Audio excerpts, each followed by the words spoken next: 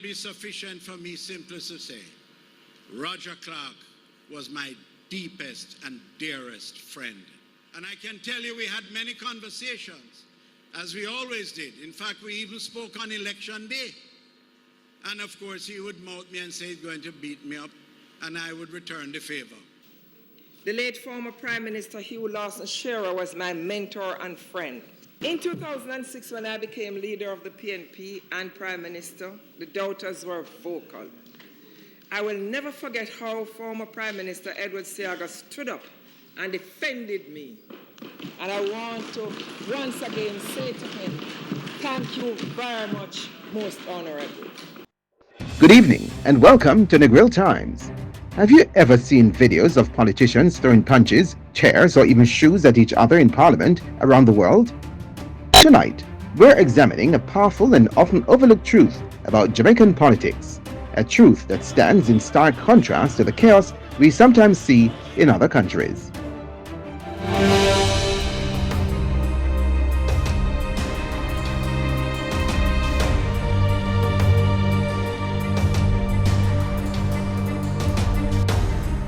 While legislative chambers across the globe have made headlines for brawls, chair throwing, and even fistfights, Jamaica's parliament has remained remarkably peaceful. Mr. Bunting, shut your mouth. You're not in the catching port, I want to rob you. Stand in order, 18 provide. Stand in order, 18 provides. I deem it an extreme honor to stand here this afternoon to open a tribute to none other than the most honorable Portia Lucretia Simpson Miller. And we are grateful to her for 34 years of service to this house. And myself, very grateful for the relationship we have shared as cousins. At a time when it wasn't fashionable to say cousins, we both made it clear that we were, and we are proud of our relationship, proud of being cousins. Beyond the fiery speeches and partisan debates, there's a deeper story, one of mutual respect, friendship, and even family ties that transcend political divisions. From Asia to Europe to Africa, legislative violence has made headlines. Angry lawmakers trading blows in the very halls where laws are made. Around the world, politics can get heated, sometimes too heated. From punches thrown in South Korea to chair hurling chaos in Taiwan, legislative violence is not uncommon. Now ask yourself this: have you ever seen that happen in Jamaica? No, not in Jamaica. Since independence, not once has a Jamaican parliamentarian thrown a punch inside Gordon House. Sure, there's shouting, plenty of it.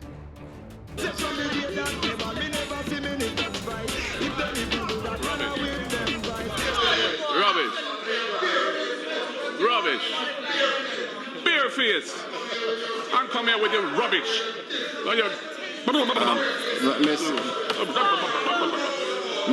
Mr. Chairman. When I was leader of opposition of government business, I came to you, Mr. Bunting. Mr. Speaker, on a point of order. On a point of order. On a point of order. Rubbish, sit down and shut your mouth in the garbage. Rubbish, you're talking. Rubbish, you're talking. Rubbish, you're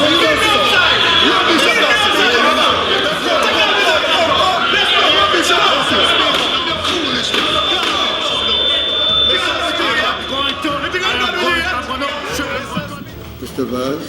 Mr. Speaker, I want to take the opportunity, although I've done so outside of Parliament, to put on record in Hansard my sincere apologies for the behavior last week. No other than my father scolded me and told me that he taught me long ago that 2 wrongs or 3 or 4 wrongs don't make a right. So there's no reason. So as usual, I took his good advice, and I want to put on Hansard, apologize not only to my colleagues here, those who were in attendance, but the entire Jamaica. And I do so not only in words, I will now so do to my colleague.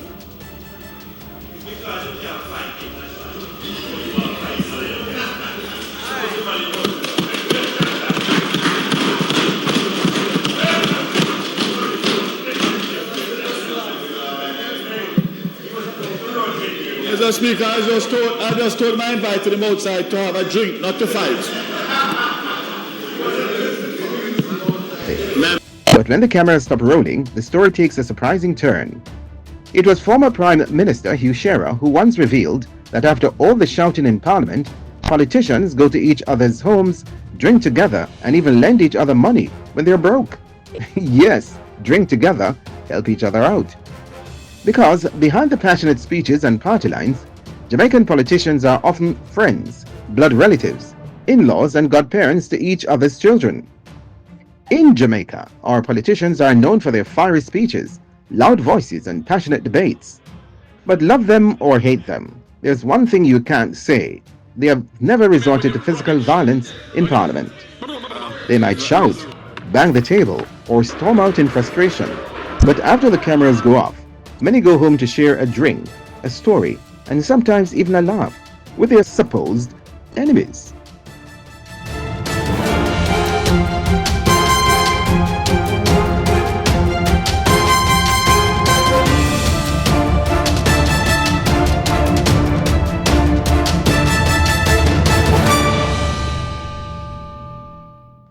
Let's go back to the beginning. The founding fathers of Jamaica's two main political parties, Sir Alexander Bustamante and Norman Manley, were not just colleagues. They were cousins.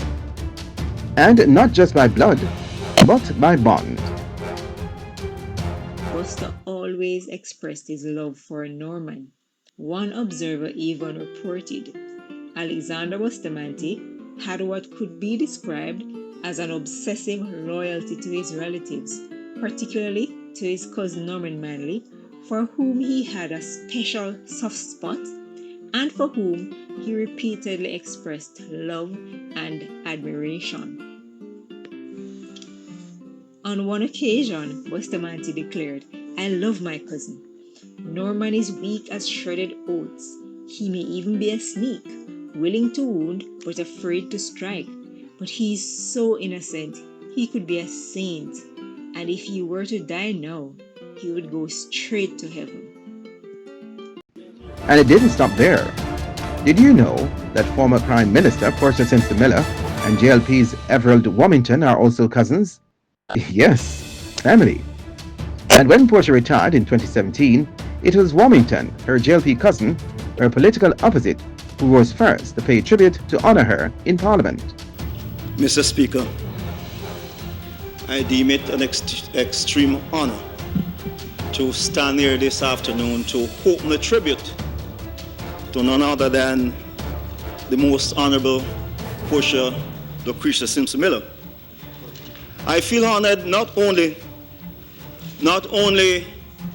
as a colleague serving the House. I started serving with her 36 years ago when I first came in 1980. She came in 1976. But even so, I feel a sense of gratitude for the help I've received from her, the relationship we have had, and I feel elated today to move this first tribute to a woman of the soil of St. Catherine. As one from the same parish, we came from about 2 miles or a mile and a half apart. Her commitment and dedication to the people of Jamaica and Jamaica is without question, without any doubt.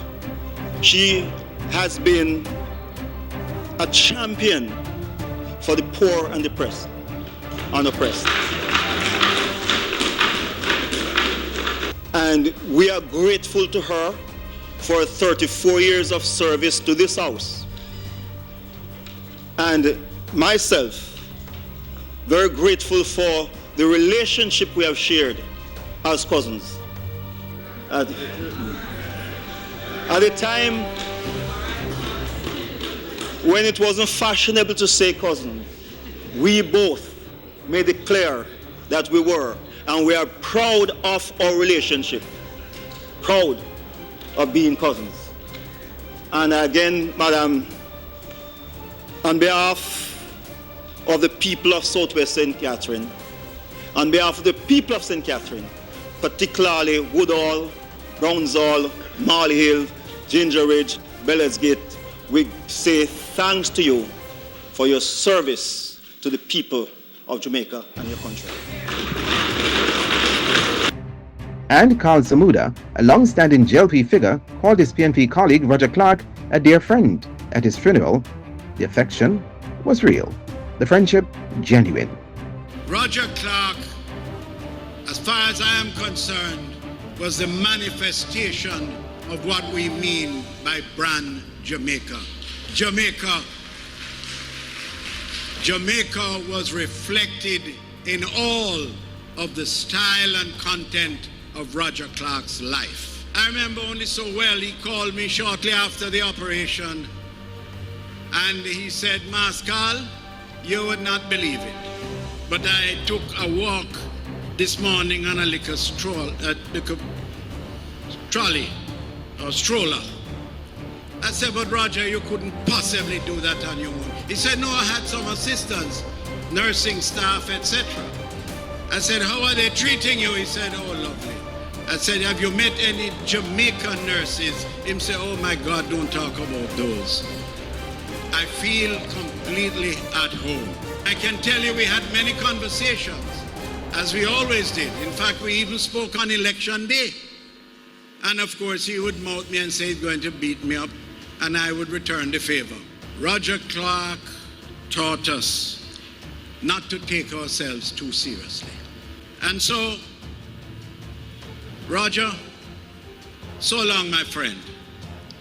It should really be sufficient for me simply to say, Roger Clark was my deepest and dearest friend. May God bless you real good, Roger. God bless. I'm going to close the debate on this matter. Then there's Colonel Charles, a proud JLP man, but his dearest friends? Staunch PNP comrades like D.K. Duncan and Arnold Scree Bertram. Politics didn't divide them, not even at the height of ideological rivalry. Colonel Charles Sr. once shared a powerful story. He disagreed with PNP's D.K. Duncan politically, but couldn't stop his own mother from choosing D.K. as her dentist. Despite political rivalry, D.K. Duncan treated Charles's mother with care and compassion, like family. That's a Jamaica many don't see.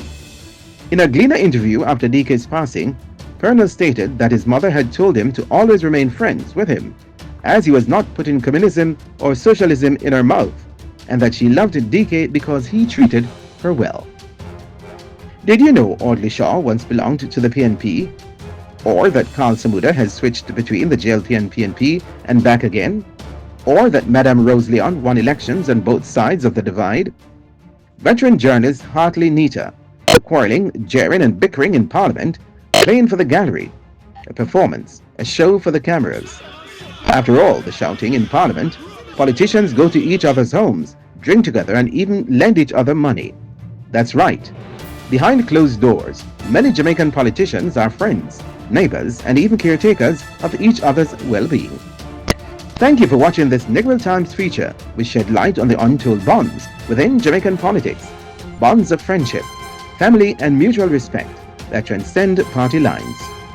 While the world has often seen parliaments erupt into physical confrontations, Jamaica's Golden House has remained a place of passionate debate without violence.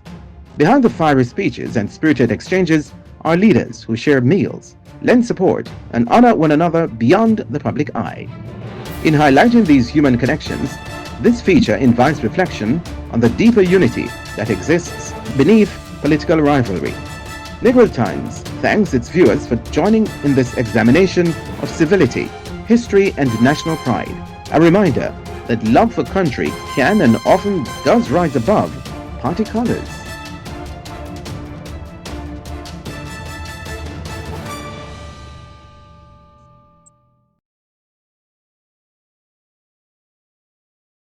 This broadcast is brought to you in part by the Lighthouse Inn 2, West End Negril.